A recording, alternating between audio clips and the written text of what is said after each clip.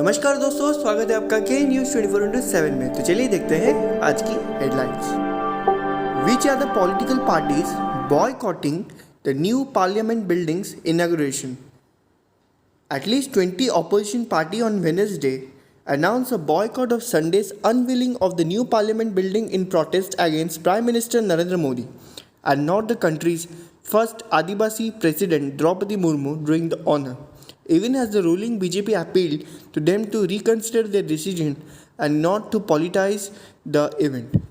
The number of parties boycotting may increase as BRS will take a call on Thursday and BJP on Saturday on its attendance in the event, which would however see leaders from non-NDA parties like YSR Congress, Akali Dal and TDP attending along with BJP allies.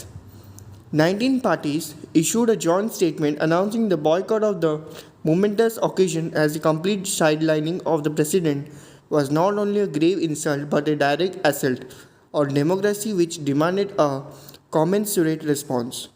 The party Congress, DMK, AAP, Trinamool Congress, Shiv Sena, JDU, NCP, SP, CPIM, CPI, RGJ, JMM, VCK, RLD, RSP, MDMK, Muslim League, National Conference and Kerala Congress said the decision not to invite Murmu undermines the spirit of inclusion which saw the nation celebrate as its first woman Adivasi president.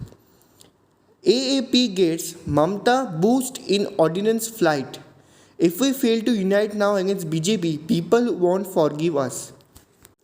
Underlining the need for the opposition parties to unite now against the BJP, West Bengal Chief Minister Mamata Banerjee on Tuesday extended her support to her Delhi counterpart and Aam Aadmi Party convener Arvind Kejriwal against the central ordinance that seeks to control appointments and transfer of bureaucrats in the national capital, saying that Trinamool Congress TMC will oppose the bill in the both houses of parliament.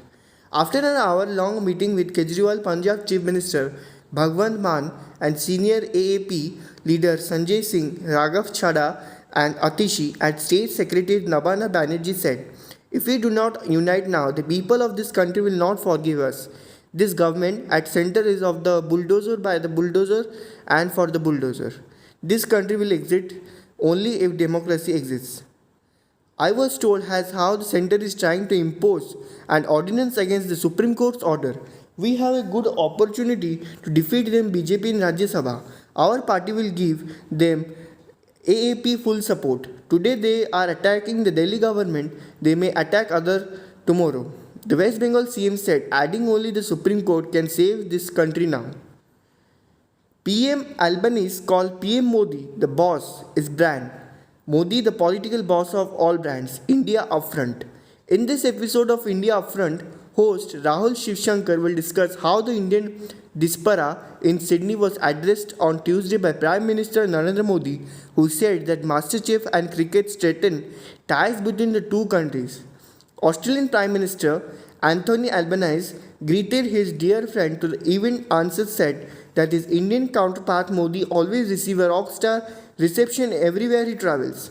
In front of a boisterous 21,000 spectators at Sydney's Codos Bank area, one of the largest indoor stadiums in the city, Albanese argued for stronger collaboration between India and Australia. He greeted Modi. He also praised the Indian diaspora for the operations between the two nations.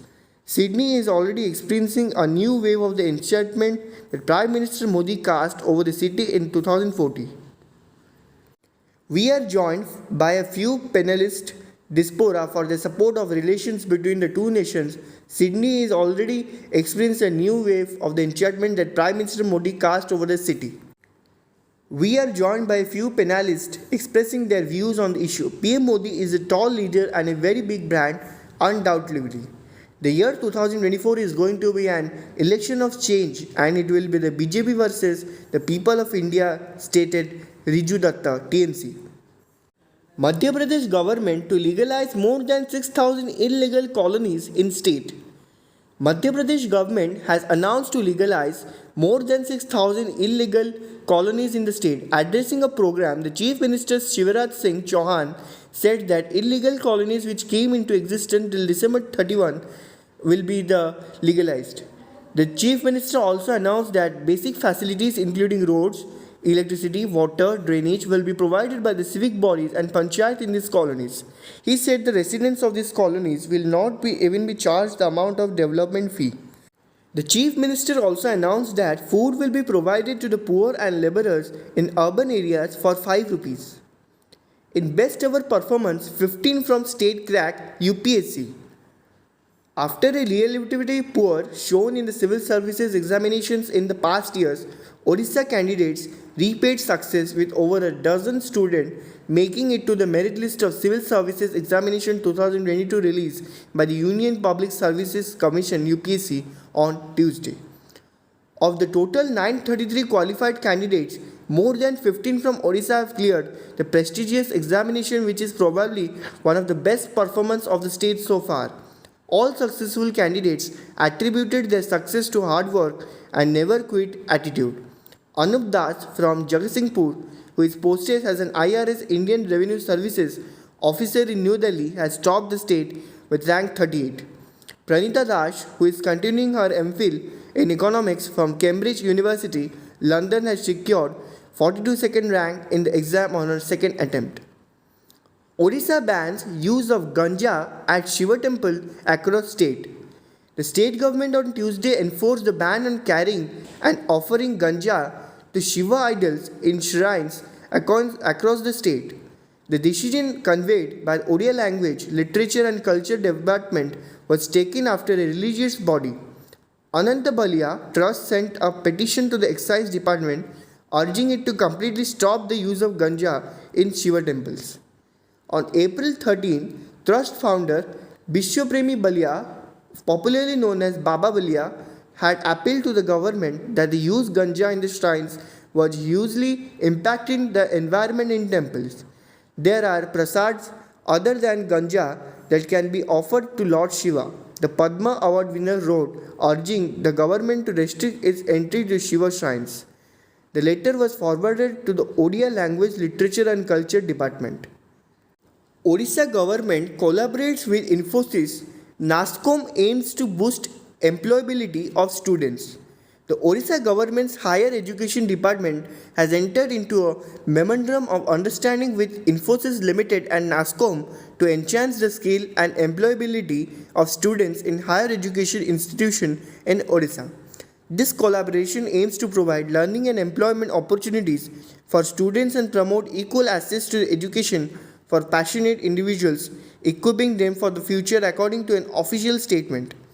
Infosys is in line with the ESG Vision 2030, has set a goal to enable digital skills on a large scale and empower more than 10 million people across India from diverse socio-economic backgrounds by 2025 through its program called Infosys Springboard.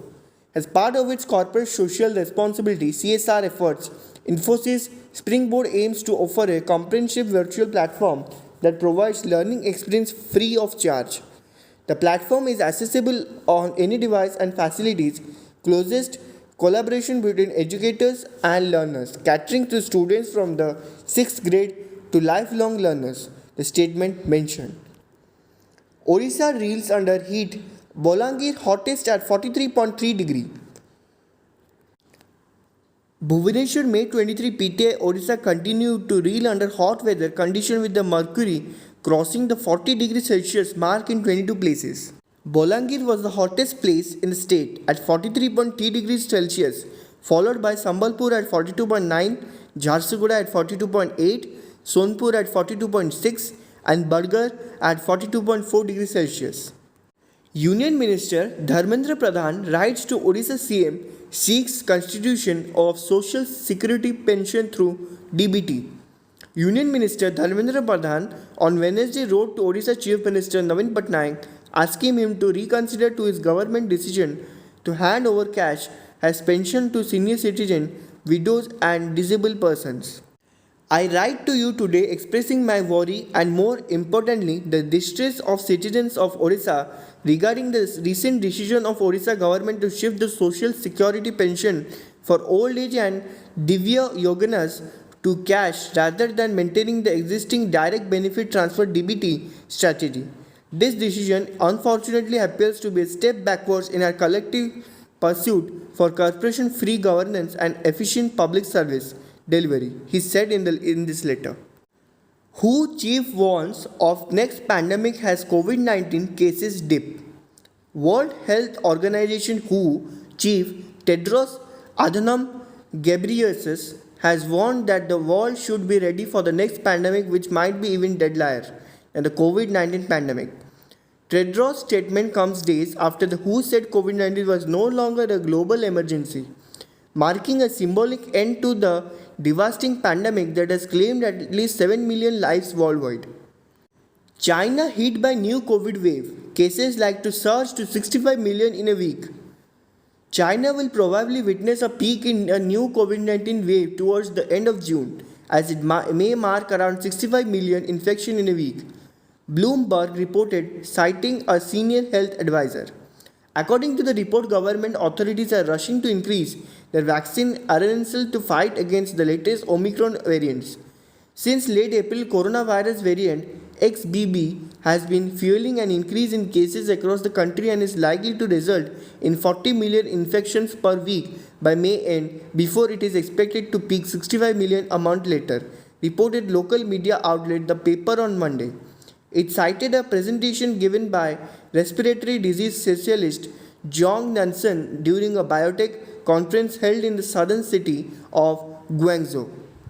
Yesterday IPL match qualifier 1 highlights between Chennai Super Kings and Gujarat Titans. Chennai Super Kings are through their 10th IPL final. They beat defending champions Gujarat Titans by 15 runs, with the latter being all out of 157 chasing a target of 173. Chennai Super King opener Ruturaj Gaikwad got a big let-off early on when he was caught at mid-wicket in the second over and the delivery was declared at a no ball. He capitalized on that lifeline, scoring 60 of 44 deliveries. CSK opening pair stayed unbeaten in the first 10 overs, but GT then clawed their way back. It was some lusty blows from Ajinkya Raina, Ambati Rayudu, Ravindra Jadeja and Moeen Ali that pushed CSK to 172 per 7. In response through, GT hardly got any momentum at any stage of their chase. All their big guns failed without making much of a dent, while the biggest of them all, Shubhaman Gill, was kept silent by the GT bowlers. He ended up failing for 42 of 30 balls. It looked like GT's race was run when ace finisher Rahul Tewatia fell, but Rashid Khan came in and smashed 30 of 16 balls to give us a slight glimmer of hope. It was too much for him to do in the end through, and CSK booked a spot in the final. Today's match highlights between Lucknow Super Giants and Mumbai Indians. Eliminator. Akash Madhwal, Fifer, helps Mumbai beat Lucknow by 81 runs. Akash Madhwal produced a sensational bowling effort as Mumbai Indians defeated Lucknow Super Giants by 81 runs in the IPL 2023 Eliminator at Chepauk on Wednesday. Madhwal scaled 5 wickets in 3.3 overs as Lucknow were bundled out for 101 in 16.3 overs in the 183-run chase. Mumbai will now lock horns with defending championship Gujarat Titans in Qualifier 2 at their home venue. Apart from Madhwal's clinical display, poor running between the wickets also haunted Lucknow during the stiff run chase. Mark Stoinis, who scored 40 of 27 balls, the highest from LSG camp, Deepak Hooda and Krishnappa Govatham lost their wickets in the form of run out. Earlier, a late blitz by Nehal Vadera, who scored 73 of 12, held Mumbai Indians pile a challenging 182 for 8 in 20 overs. Mumbai, who opted a ball, lost Rohit Sharma and Ishan Kishan early, but the pair of Suryakumar Yadav and Cameron Green kept the team on track. The pair added 66 runs for the third wicket before Naveen ul Haq crashed Mumbai's party and removed the duo in the 11th over. The Afghan pacer scalped 4 wickets while Yash Thakur scalped 3. ऐसे और news को जानने के लिए जुड़े रहिए के news 24/7 के साथ.